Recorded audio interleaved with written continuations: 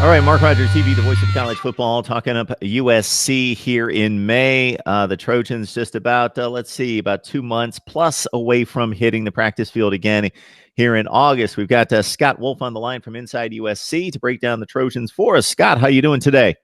I'm doing great. How are you, Mark? I am doing just fine. Not being on the West Coast in Southern California, um, the spirits certainly are a little bit higher this time of year because of the weather change and something you don't need to experience. So that's how I'm doing. Looking forward to nice weather and basking in some decent weather over the last few weeks. All right.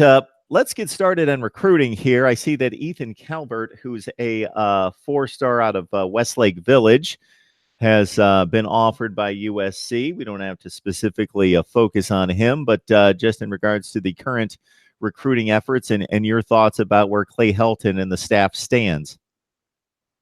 Well, I think right now, if you look at it, a lot of recruits they're offering scholarships to are holding and waiting and seeing what's happening because I don't think they're going to get a huge number of commitments until people know who the coach is going to be next season, after next season.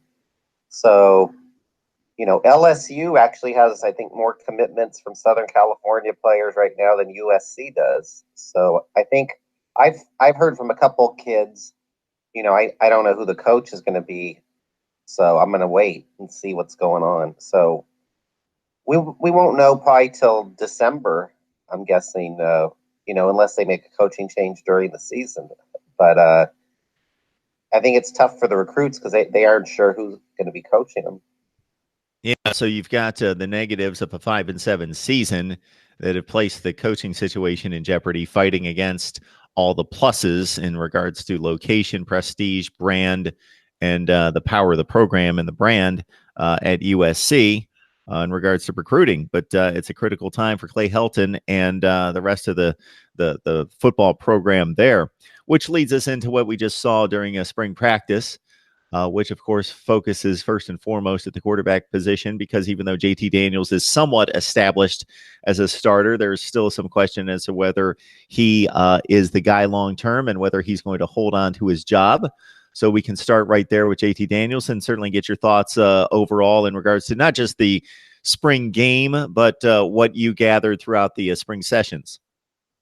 And then, I forgot to mention Chris Steele transferred from Florida to Oregon this week, and he was at one time committed to USC. And I think under normal circumstances, he would have ended up at SC when he transferred. So that's just another example of them, losing out on a local guy too, because he's from Southern California. So, and he was a 5-star.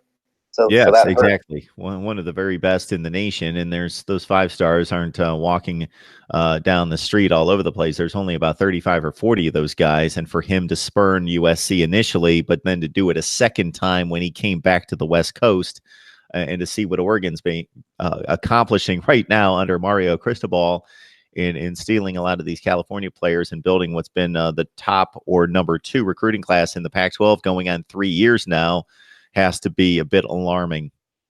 Yeah, and they're going to probably face Chris Steele this year because they're going to play Oregon after a 2-year absence. So that's not fun. And then Kayvon Thibodeau's a 5-star defensive end from Southern California. They're going to be playing against him too. So just sign of the times. But going over to quarterback, the spring was pretty interesting because I don't think JT Daniels was, necessarily better than the other quarterbacks, and I think most people agreed with that. And some people thought he might be able to take a decisive lead because he played a year and he's more experienced and everything else. But I didn't see that, and I don't know really that too many people said that they saw it.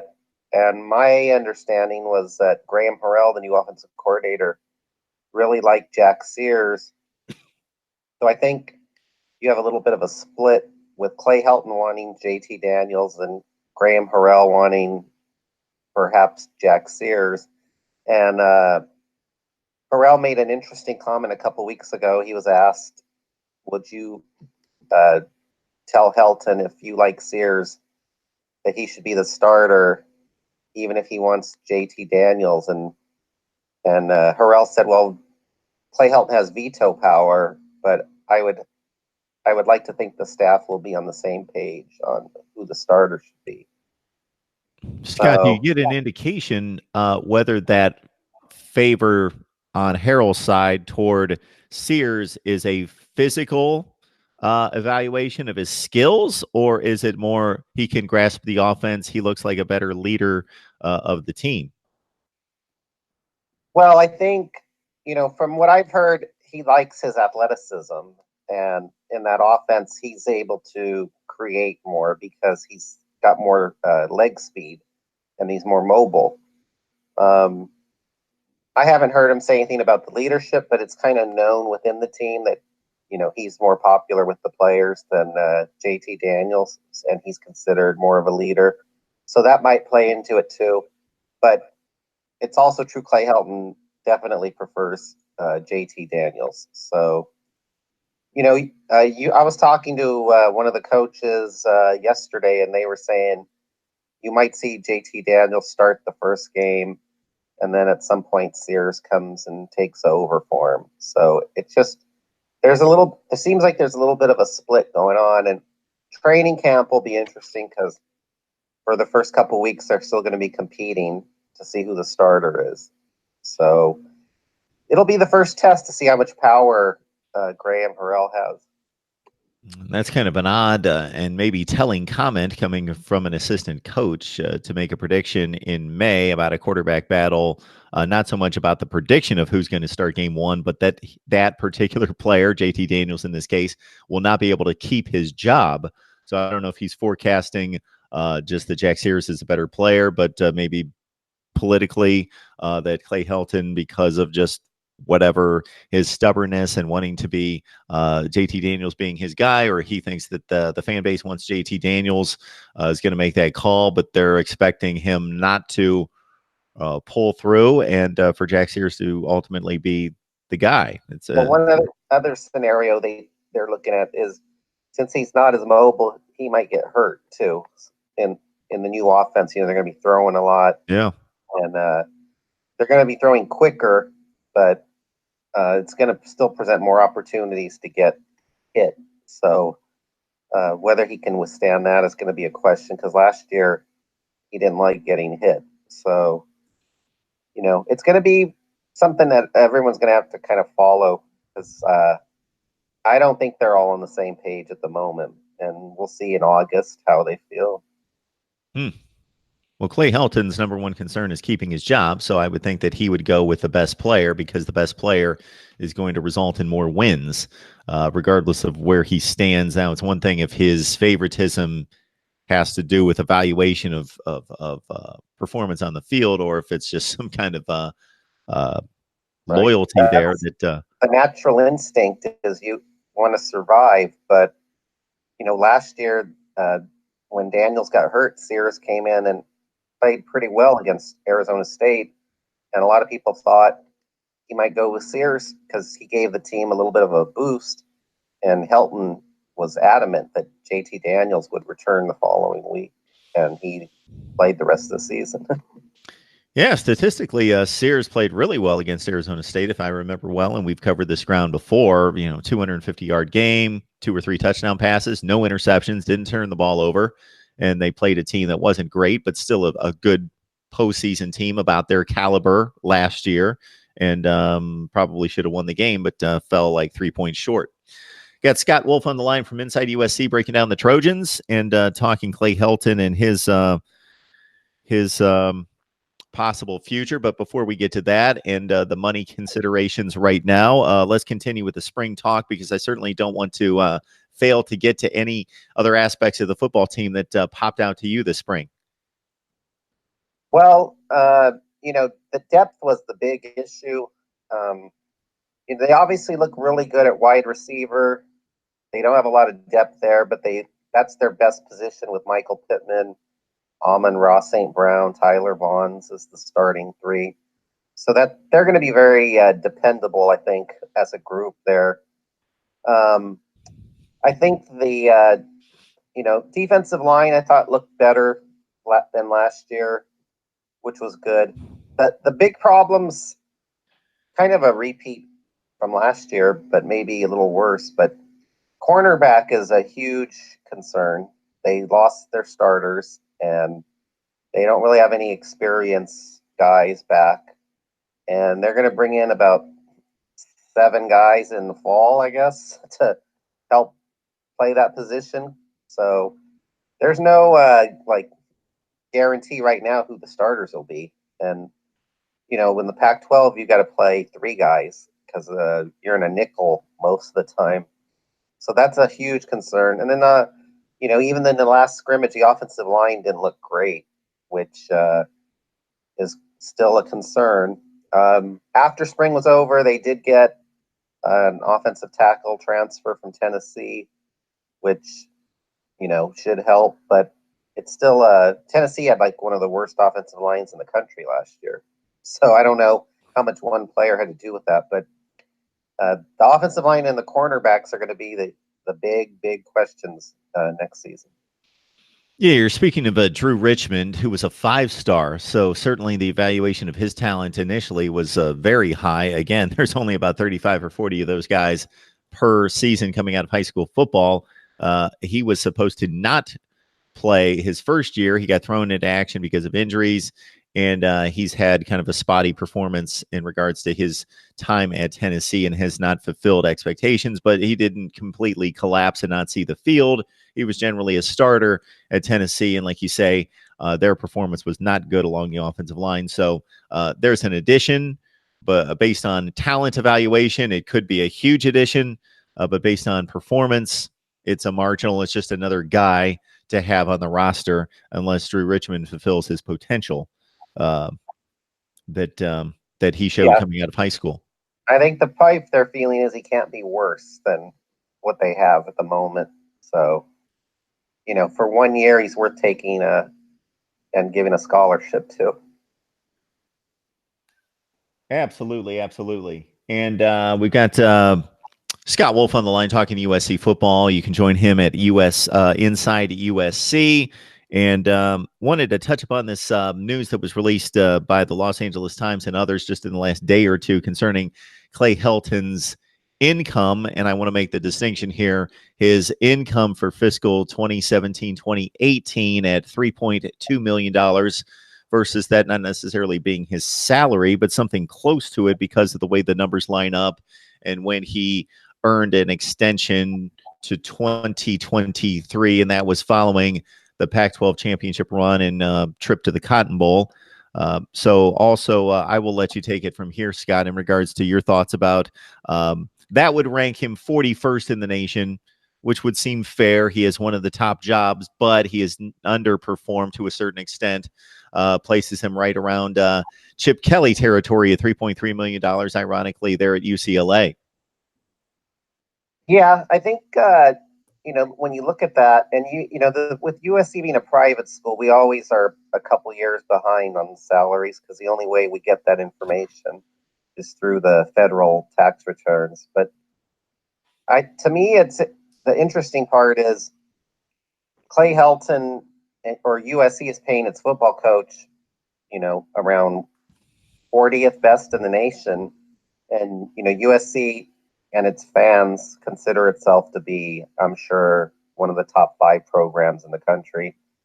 And I believe, 10 years ago, Pete Carroll was probably the top paid coach in the nation when he left for Seattle. So there was a time when USC used to be, the premier place in terms of salaries too. And obviously Clay Helton didn't command that when he was hired. But I also think part of the reason they hired him was they didn't want to have to pay a coach more than 2.5 or 3.2 million. So it's a salary kind of befitting, him or where they stand at the moment. And, if they want to go get Urban Meyer or somebody like that, they're going to really have to pay a lot more money. So you get what you pay for, though, I would say. Well, Scott, if you, I'm right there with you in what you just outlined. USC would be one of the premier five programs in the country, regardless of what the wins and losses say over the last 10 years. If we look at the full picture, and if certainly, as you mentioned, in the same terminology went through my head at the same time. Clay Helton did not command based on his track record. Certainly, he'd not been a head coach. At that level to command anything more than that. So there was no reason to pay a Clay Helton, even if he was the next great coach. There was no reason to overpay him going into the job. He had to prove himself, and they thought that he did to a certain extent, at least to give him an extension after a Rose Bowl win and then a Pac-12 championship the next season. But they're in a situation, if they have the mentality that you just outlined, that we want to pay 40th in the country, and I understand it based on this situation, but if that's the mentality going forward, then they're going to have to live with 9-3, 8-4 all the time and not be that elite program anymore. Otherwise, they need to do what you suggest and go out and get one of the top coaches in the country. But I would think the extra $3 million a year is worth competing for and winning conference championships and competing for national championships versus being a 7 to 9 win team every year. Well, just think back to 2012. They were paying Monty Kiffin, not Lane Kiffin, Monty Kiffin, over $1.5 million to be an assistant. And Ed Ogeron was getting around $1 million. So that was 2.5 just for two assistant coaches. Now the head coach is making 3.2. So that shows you, I think, where they are in financially speaking. They don't seem to be eager to spend a lot of money. So that's why if they hire a new coach, it's going to be interesting to see, are they really willing to go big? And, you can go through the last 100 years of USC football, and they never have been willing to go big. So they're going to have to really change their history if they do go after Urban Meyer and pay him $10 million or whatever he wants. I heard a comment the other day by, I believe it was Reggie Bush, and considering he's on the set there at Fox's college football broadcast along with Matt Leinart, that they were going to be actively recruiting Urban Meyer, was the comment that I believe it was Reggie Bush made. Yeah, and then he backtracked and said he was joking. And okay, Matt Leinart covered for him too, but I don't think there's any doubt. Look bad because they're undercutting the head coach at USC and they're working for Fox, but so it didn't look good from that point. But I don't think there's any doubt they're going to be recruiting Urban Meyer to go to USC because a lot of alumni, a lot of former players want change. So those guys are no different. So they're going to be advocating to Urban Meyer to take that job too. And I really have no idea how that's going to play out because Urban Meyer has said his entire life he's an Ohioan, that was the final stop, that was the dream job. And I believe it was, but a few circumstances came into play, obviously his health. But also, I don't know that he was real pleased with the way the university handled his issue with Zach Smith and allowed him to be suspended or suspended him for 3 games. He felt as though he should have been completely exonerated for that. So I think there was some tension there that caused him to say, hey, this is my final year and I'm going to step down. Now we'll see if the health issues are really that prevalent or not. It sounds to me, I mean, I'm not in Ohio, so I don't know, for sure, but it sounds like it's great for his health not to be coaching football. Yeah.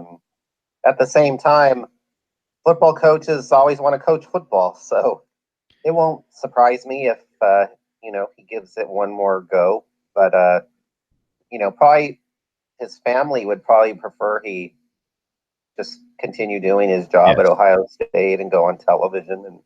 And he has not handled it well in regards to, obviously he's handled the job extremely well, but he's not handled the pressure very well internally. And that was something that he stated a number of times at Ohio State that he learned to do as opposed to his approach at Florida, but apparently not. And you can only change so much. But at 54 years old, with the greatest modern winning percentage in the history of college football and 3 national championships, you would think, wow, to marry him in USC and the location and the brand would be something else. Well, here's the other thing.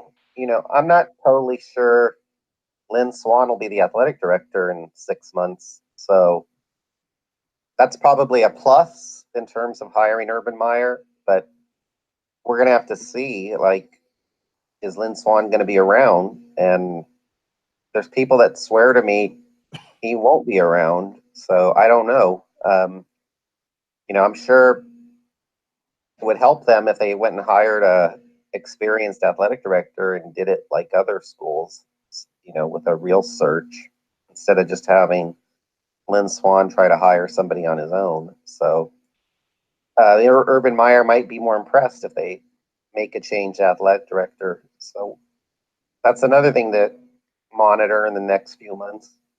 And as you mentioned to me before we started to record, in the Los Angeles Times article outlining the Clay Helton salary situation, Lynn Swann's numbers were not released. It's thought, based on Pat Hayden's previous salary at $2.8 million a few years ago, that Swann may be in the $3 to $4 million range. Yeah, that's the great irony is, we just talked about how they don't want to pay a football coach and reluctant they are to spend big money. But the athletic director is probably the highest paid athletic director in the nation. And Pat Hayden was, 3 years ago, was the highest paid athletic director in the nation. And now I think Lynn Swann is. And I think they intentionally left his salary off the documents because they knew there was going to be a huge backlash from the fans if they saw how much he really made, given his performance. So the next athletic director is not going to make $3 million a year. So there's a new president, and things have changed at USC, in the last year. So they'll save some money when they get rid of Swann. But it just shows you where the things are at the moment, that they can't announce how much his salary is because they know he's already under the gun with everybody, including the media. Scott Wolf on the line talking USC football. You can join him at Inside USC for top-notch coverage on USC football and athletics across the board. This is, of course, Mark Rogers TV, the voice of college football. We deliver the best in discussion, debate, and analysis, talking USC. Scott, I'm going to throw out some topics here that we can save for next time. If you would like to participate in our off-season list of questions, and these are the questions that I'm talking about. It's just kind of a fun line of topics here.